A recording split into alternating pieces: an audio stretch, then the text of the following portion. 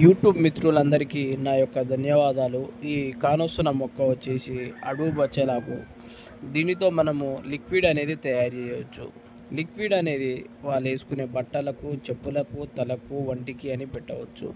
దీంతో పాటు పౌడర్ అని కూడా ఉంటుంది. పౌడర్ అనేది తినే తాగే వస్తువులో కలిపి పెట్టవచ్చు.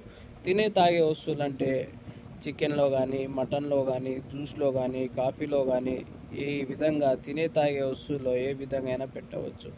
ఈ అడవి బచ్చలాకుతోటి మనం ఒక్కసారి మరుగుమందు తయారు చేసి పెడితే ఎంతటి మొండివారైనా సరే మనం చెప్పిన మాట వినడం, మన చెప్పు చేతుల్లో ఉండడం, మనం చెప్పినట్టు నడుచుకోవడం అనేది జరుగుతుంది.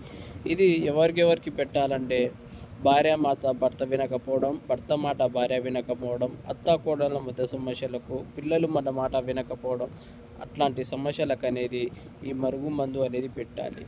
లేకపోయినా మనము ఎవరినైనా నమ్మి మోసపోయినా వాళ్ళకైనా ఈ మందు పెట్టినా చాలు.